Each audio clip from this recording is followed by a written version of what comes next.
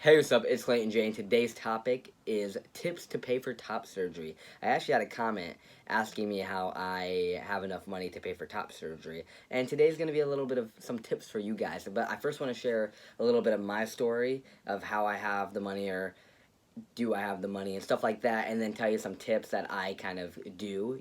So yeah, let's first go to my little story. So I got my first job when I was 16 years old in 2016, making minimum wage here in Iowa, which was and still is $7.25. I wasn't just some normal kid that hung out, went to parties, got drunk as a kid, get arrested and, stuff like that. No, I was different than all of them. I had to grow up. I knew I wanted to transition, and I wouldn't have my parents to back me up and help me financially. So I had to grow up. I was never a kid. I've never even know how to be a kid. I had to grow up since day one. And when I got that first job, that's all I worried about. I would literally go to school, cross country practice, work, sleep, school, cross country, back to work. That was my whole day, all the way till I turned 18. And also, they would keep my bank cards from me and give me a certain amount of money every week and be like, this is all you have to spend, so don't spend any more than this.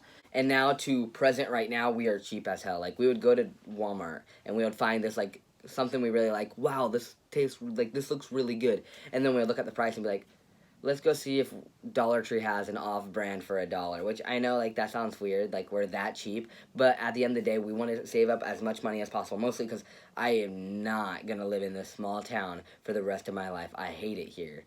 I get judged for being trans every day, mostly at my work, and I'm done with it. And now for some of the tips to help you guys out.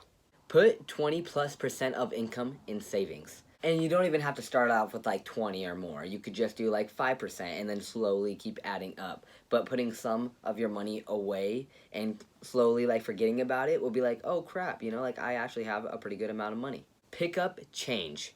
That one's a really good one. Like, get some kind of bottle and just every time you walk, like walk your dog, walk any of your animals, or just like go on a walk or go on a bike ride or something like that. You see change on the floor, 1 penny, pick it up, just add it into that big tub of yours, and then randomly dump it out. Like at Walmart always has those things where you can dump it out and see how much money you have. I like doing that only because I work at a detail place. That's how I get most of my money, and like customer cars, we can't take anything in it, obviously, but like we get lot details. And what's in lot details? If there's a penny in there, a dime in there, quarters in there, you can take it. So like every time I see a penny in there, I know it's 1 penny, and that's usually how my other detailers think, the other detailers that work there. But every time I grab that 1 penny, it just adds up, so it actually does do a lot in the long run. Have a side job, like we do here. This is a small town. We always, like, in the summer, we're gonna have like 50 side jobs. All the neighbors always want us.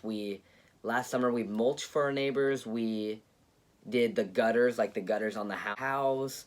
We've raked their yard, like all the leaves. We've done a lot of stuff. Like in the summer is when our side jobs go hard. And that's pretty much, we make more money doing those side jobs than our real jobs. So you should do something like that. Buy only needs, not wants. As in, you go to the store, you buy what you need, like the milk and the eggs and stuff like that.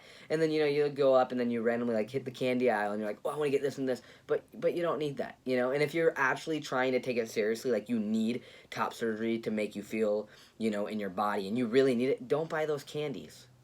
That saves you $1, that saves you $2 every single time you go to the store, so that does help. And this is only like that, this one right here is only like if it's like really important, like you want top surgery now, don't buy the candy, stuff like that. Sell items you don't need, as in like this shirt, if I don't need it anymore, take a picture of it, put it on eBay or put it on Facebook Market, anything like that, and just put like $5 for this shirt. Wow, you just made $5 with a shirt you never wear anymore, Buy off-brand, and I'm talking about like when you go to the grocery store, buy great value. That's all we eat. Like, I don't even know what real brand tastes like with real food. Like, I always get great value. That's the cheapest I go because, it's food. Either way, it's just going down to stay alive. That's all I think about. And also, like, even this shirt, it came from American Eagle. I don't think I actually bought this at American Eagle. I think I bought it at Plato's Closet, which American Eagle, this shirt would have cost like $50 or so, I got this at Plato's Closet for like $10, and it looks nice. It has the American Eagle sign. And do stuff like that. Plato's Closet's a great place, or even Goodwill. But I like Plato's Closet the most because Plato's Closet is on brand. Like, it's a real brand, but for way cheap, And my top surgery cost $6,000, close to $7,000. Mostly if you count the COVID test I have to take to make sure I'm negative, and also if you count all the scar stuff I'm gonna buy, like the scar care. I'm gonna go crazy on the scar care, so it's gonna be about $7,000 after you think about everything. And I don't think some of you guys understand. Like, I don't have to pay that all right now. Like, I don't have to get like a whole stack and be like, yo, here's $7,000. No, I don't have to do that. I did have to pay $3,000 up front to them. Like, I had to pay half of it, like 3,000 and something, up front to get a surgery date. Then after that, like, they haven't really told me how it goes yet, probably because I haven't had like my surgery yet. Like, I bet they'll talk more about it later. Actually, they said a packet should be sending to my house like next month. Well, not next month, 'cause I'm having surgery next month. Well, I'm talking about like April, next month, April. Because May, I'm going to have top surgery. So April, they're going to send me a package. And the package probably going to tell me how I make my payments. It's also going to tell me my time. Like, I know my date. My date is May 6th.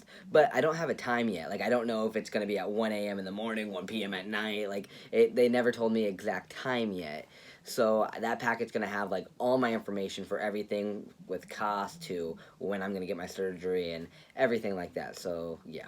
But I definitely don't have to just give it all out front. Like, I can do like a monthly payment and stuff like that. So also that does help a lot. You don't have to pay right out of pocket out front. I mean, you can if you have the money, but if you don't, they do make like payments and all that, which is really nice.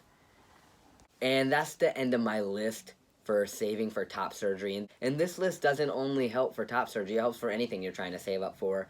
So that's all I have for you guys today. Thank you guys for listening, and yeah, bye. See you next video.